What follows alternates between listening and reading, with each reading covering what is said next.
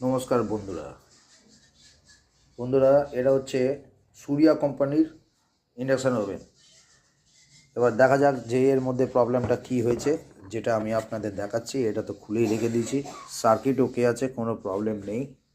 আগে আমি এটাকে রাখি, তারপর দেখাচ্ছি বন্ধুরা। এইটা হচ্ছে এর কয়েল ওকে আছে, আমার সব চেক করা আছে, সেন্সার ওকে আছে, আইজিবিটি ওকে, এদিকে 802 রেজিস্টার, তারপর 500 আপনার যেটা ইয়ে থাকে ওমসের একটা ছোট পিসের থাকে, ওইটাও পর্যন্ত ঠিকই আছে। ক্যাপাসিটার দুটো ঠিক আছে। ফল্ট কি পেলাম দেখুন বন্ধুরা, ভালো করে নজর দিয়ে দেখবেন। যখন এমনিভাবে কন্ডেন্সারের মাথা ফুলে গেছে, দেখুন এখানে একটু ডিমের মতন ফুলে গেছে, তখন বুঝবেন এই কন্ডেন্সার খারাপ হয়ে গেছে। এই কন্ডেন্সারটা চেঞ্জ করে দিলে সব সলভ হয়ে যাবে। তো আমি এর নাম্বারটাকে এখান থেকে দেখতে পাচ্ছি না, আমি একটু সাইড করছি। দেখুন বন্ধুরা, নাম্বারটা দেখতে পাবেন 450 ভোল্ট, 4.5 7.5 MFD।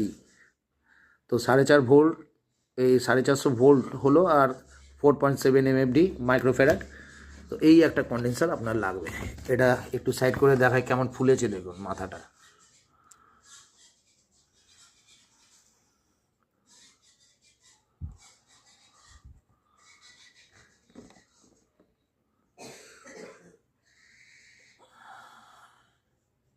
পুরো মাথাটা ফুলে গেছে। এই কন্ডেন্সারটা চেঞ্জ করে দিলে 450 ভোল্টের, এখানে অনেক ভোল্টেজ নেয়, বাদ বাকি সব কিছু ঠিকই আছে। এই সাইড থেকে যখন কারেন্ট পাস হচ্ছে 340 মতন ভোল্টেজ অলরেডি পুরো উঠে যায়।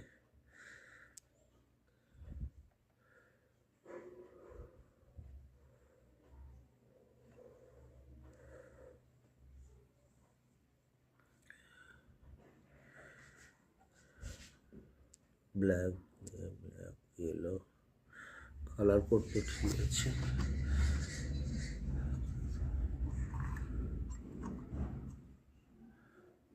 এটা কেন হলো এমনি, এর আগে কোনো মিস্ত্রি কাজ করেছে, এখানে একটা ফিউজ ইন্ডিকেটর থাকে, যেটা কেটে গেছে, করেছে কি ডাইরেক্ট করে দিয়েছে জাম্পার মেরে।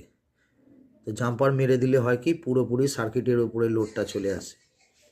সবসময় চেষ্টা করবেন বন্ধুরা ফিউজ ইউজ করতে। ফিউজ ইউজ করলে আপনাকে ফিউজটা বাঁচিয়ে দেবে, সার্কিটটাকে নষ্ট করতে দেবে না।